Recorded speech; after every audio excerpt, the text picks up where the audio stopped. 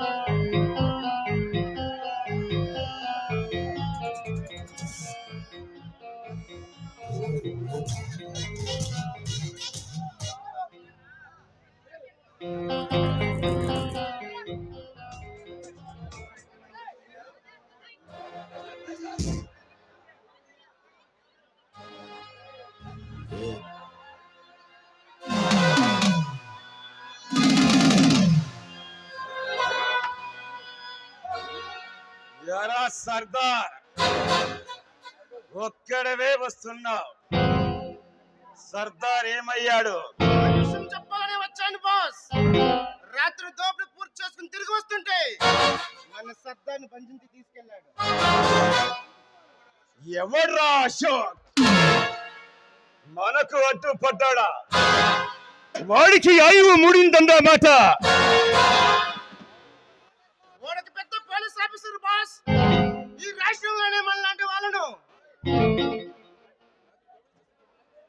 రాత్రి దోపిడీ చేసిన సొమ్మును స్వాధీనం చేసుకుని మన సర్దార్ని బంధించి తీసుకెళ్ళాడు. వాడలా చెలరేగిపోతుంటే నువ్వేం చేస్తున్నావు? చేత కాని వాడిలా చూస్తూ ఉండిపోయావా? లేదు బాస్, వాడు వీర భయంకరులా అదరగొట్టుంటే ప్రాణాలు దక్కించుకుని పారిపోయి వచ్చాను. చెప్పడానికి నీకు సిగ్గు లేదమ్మా. ఎవడో ఊరు పేరు తెలియని బచ్చాగాడు వచ్చి మన సొమ్మును నా తమ్ముడైన సర్దార్ని తీసుకుపోతుంటే వాడిని యుద్ధం చేయాల్సింది పోయి వాడంగి విధవల పారిపోయి వస్తావా? వాడిని ఎలాగైనా పడగొట్టాలని ఎంతో ప్రయత్నం చేశాను బాస్. కానీ వాడు మెరుపు వేగంతో వీరవిహారం చేశాడు. ఈ టైగర్ పేరు చెబితే చంపలయ్య మొదలుకుని అస్సాం అడుగుల వరకు అన్ని రాష్ట్రాల ప్రజలు అడలిపోతారు.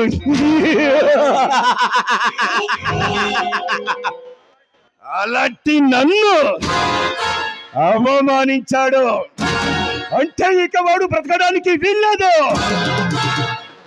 వాడు మామూలు పోలీస్ ఆఫీసర్ కాదు బాస్. ఈ రాష్ట్రంలోనే మనలాంటి వాళ్ళని మట్టు పెట్టడానికి ప్రత్యేకంగా వచ్చిన special agent.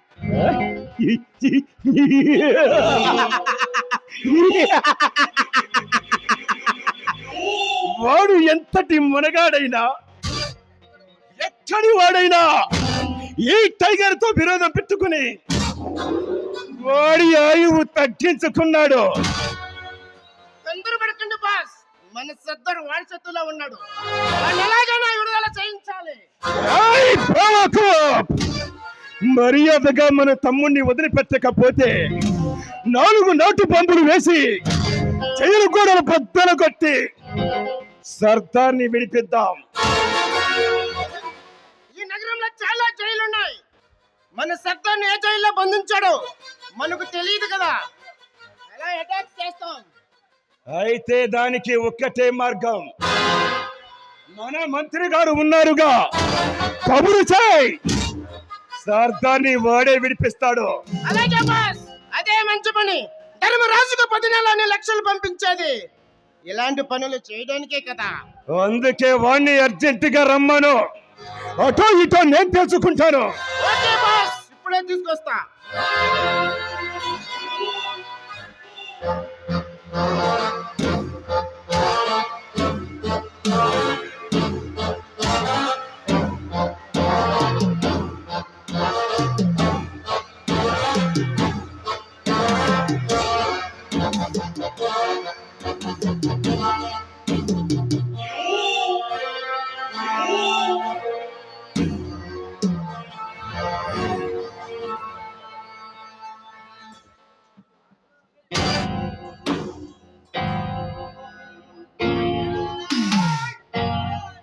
Hello mister tiger, దెబ్బతిన్న బెబ్బుల పచారులు చేస్తున్నావేమిటి? ఎవర్రా నువ్వు? పని కట్టుకుని వచ్చి పరామర్శిస్తున్నావు? నా పేరు సామ్రాట్. నీలాంటి బందిపోడు దొంగలకు యమగండంగా మరణ గడుసు పిండాన్ని. నాకు గండమంటూ ఉండదు బే. నీలాంటి గడుసు పిండాన్ని పడగొట్టి రచ్చబండ దగ్గర ఎండగట్టి యమ కింకురుని నేను. అశోక్ కొట్టిన దెబ్బతో అదిరిపోయిన నువ్వు అబద్ధాలు పలికినంత మాత్రాన బెంబేలు పడతాను అనుకున్నావా? ఆశాకాన్ని అందరూ చూస్తుండగా అర్థంగా నరికేస్తాను. ఈ టైగర్ దెబ్బమిటో రుచి చూపిస్తాను.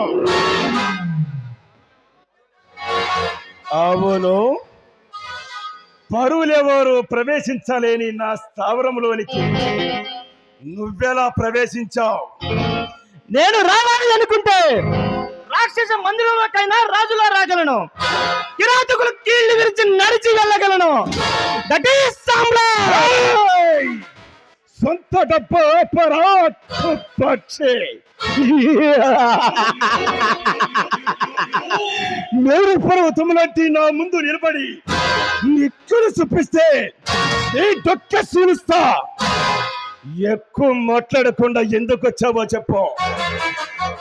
నీ చండాలపు చరిత్ర విని ఎలా ఉంటావో చూడాలని వచ్చాను. వచ్చిన తర్వాత ఊరికి వెళ్ళడం నాకు అలవాటు లేదు, అందుకే నీకు ఒక వార్నింగ్ ఇస్తున్నాను. ఈ రోజు నుంచి దోపిడీ అని వాళ్ళ మీద పడ్డారా ఊరి మధ్యలోనే ఉరి తీస్తాను, జాగ్రత్త.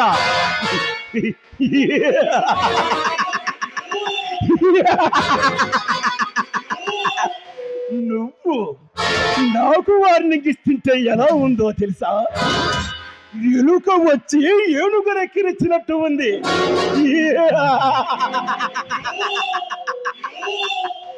నువ్వెంత, నీ బ్రతుకెంత? నువ్వు నాకు వార్నింగ్ ఇచ్చేంతటి మనగాడివా? వీర విక్ర పరాక్రమతో చెప్పుకున్న ఎందరో వంచుకులు ఈ సామ్రాజ్యానికి తట్టుకున్న పరాయి రాష్ట్రాలకు పారిపోయారు. నా మాట కాదని నువ్వు నీ పాటలోనే నడిస్తే నా చేతిలో నికృష్టంగా వచ్చేస్తావు. అంతటి మరిగాడివే అయితే డబ్బాలు కట్టడం మాని నాతో దెబ్బలాటకు దిగో. కన్ను మూసి తెరిచేలోగా నిన్ను కాటికి పంపిస్తాను.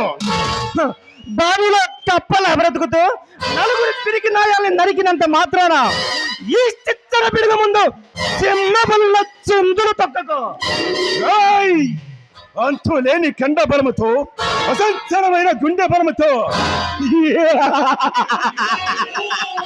కొండలనైనా పిండి చేయగల ఈ గండితో పోరాటానికి దిగితే నువ్వు ఏకంగా ఎవరికే పోతావు. రణరంగంలో కాలు పెట్టిన తర్వాత శత్రు సంహారం చేయడమే ఈ సామ్రాట్కు తెలిసిన విద్య. పరాక్రమం అనేది నన్ను పలకరించదు, ఓటమి అనేది నా దరిదాపులతో రాదు. చావాలని సరదాగా ఉంటే నాతో చెయ్యి కలుపు. ఏం కుసవురా కూర్చే, ఇప్పుడే నిన్ను చంపి నీ ప్రాణం తెస్తాను.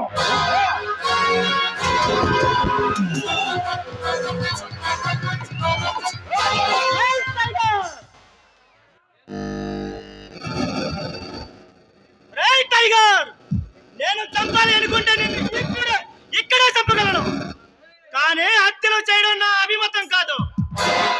నేను చేసిన హెచ్చరిక గుర్తుంచుకో.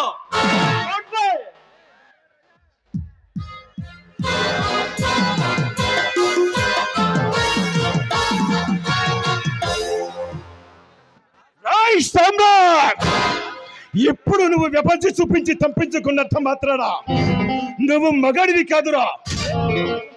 నిన్ను నా కసి తీరాల నరికి పోగులు పెట్టే రోజు వస్తుంది. అప్పుడు చూపిస్తా నా తడాక అంటే ఎలా ఉంటుందో.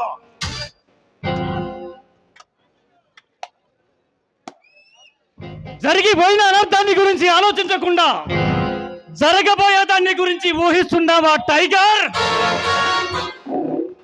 తప్పు కదా. ఏం పే పిలవని పేరంటానికి వచ్చి సలహాలు ఇస్తున్నావు?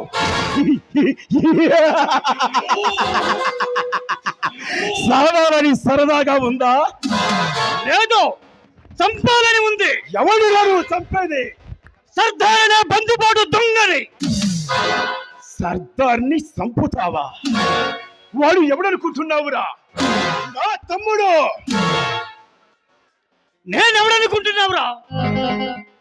నీ తమ్ముడిని తన్నుకుంటూ లాక్కెళ్ళి లాకప్ లో పెట్టిన అశోక్ని. అశోక్, నువ్వేనట్రా నా తమ్ముడిని అరెస్ట్ చేసింది? నీకు ఎన్ని గుండెలున్నాయిరా? ఉన్నది ఒకటే గుండె, అది ఉక్కు ముక్క. నీలాంటి డొక్కు వెధవలకు చక్కని పాఠం చెప్పాలని సర్దాన్ని బంధించాను. మర్యాదగా నా తమ్ముణ్ణి వదిలిపెట్టు, లేకుంటే నిన్ను అడ్డంగా నరికి నీ ప్రభుత్వానికే పార్సల్ చేస్తాను. ఈ అశాక్ గురించి తక్కువగా అంచనా వేసి నీ తమ్ముణ్ణి పోగొట్టుకోకు. పెద్ద మునగాడిలా నోరు జారావా తాట ఒలిచేస్తాను. ఖబర్దార్! ఏయ్ సైతాన్ కా బచ్చా! నా తమ్ముడికి ఏమైనా జరిగిందో నిన్ను మామూలుగా చంపను. మనిషినే వాడు ఎప్పుడు అనుభవించని చిత్రహింసను పెట్టి అతి భయంకరంగా చంపుతాను. నాకు తెలుసురా, నువ్వు ప్రాణాలు తీయడంలోనే పరమానందం పొందే పరమ కిరాతకుడు అని నాకు బాగా తెలుసు. నా కన్న తల్లిని దారుణంగా చంపి నాకు తీరని అన్యాయం చేశావు. అందుకే నిన్ను మామూలుగా చంపను. నా కసి తీరాలా సరికొత్త పద్ధతిలో అంచెలంచెలుగా చంపుతాను. సైతాన్ కా బచ్చా! ఓహో, పగబట్టిన పాము అన్న మాట. ఈ పగ తీరక ముందే ఈ శవం శ్మశానానికి చేరుతుంది. నా తమ్ముడిని వదలకపోతే నేను అన్నంత పని చేస్తాను. వదులుతాను, కానీ ఎప్పుడో తెలుసా? నేను చెప్పిన పని నువ్వు చేసినప్పుడు. ఏం చేయమంటావా చెప్పు. మాట తప్పావా మటాస్ అయిపోతావు. సరిగ్గా 20 సంవత్సరాల క్రితం నువ్వు రామాపురాన్ని దోచుకోవడానికి వచ్చావు. ఆ రోజు నా తల్లి నీకు అడ్డుపడింది. ఆ ఊరును దోచుకోవద్దని ప్రాధేయపడింది.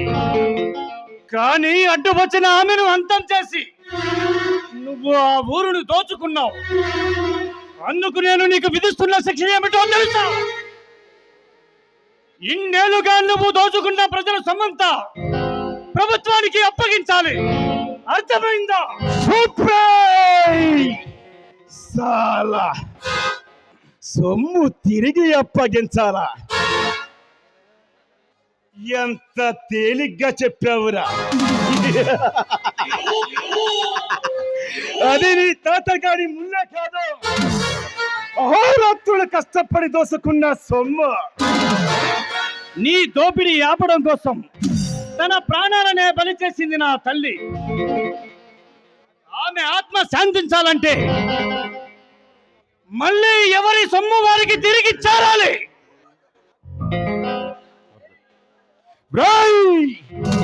సైతాన్ కా బచ్చా! నా తమ్ముడు నీ దగ్గర ఉన్నాడు కాబట్టి ఇంతసేపు మంచిగా మాట్లాడాను. ఇక నిన్ను బ్రతకనివ్వను. నీకిచ్చిన ఆఖరి అవకాశాన్ని కూడా వదులుకుంటున్నావు. నేను చెప్పినట్లు చేస్తావో నా మాట వింటే నీ తమ్ముడు తిరిగి వస్తాడు, లేదంటే నా చేతిలో చస్తాడు.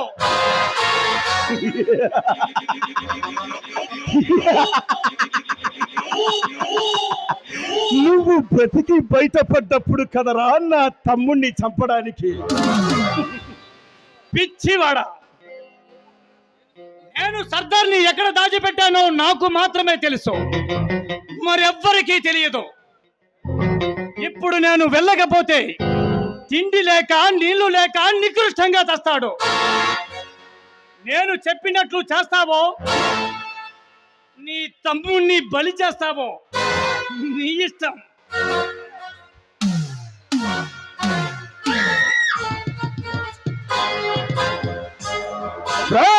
కంత్రి నా కొడక, నీకు అవకాశం దొరికింది కదా అని నన్నే చేసేస్తావురా. నా తమ్ముడు బయటపడిన తర్వాత నా దెబ్బ ఎలా ఉంటుందో నీకు రుచి చూపిస్తాను.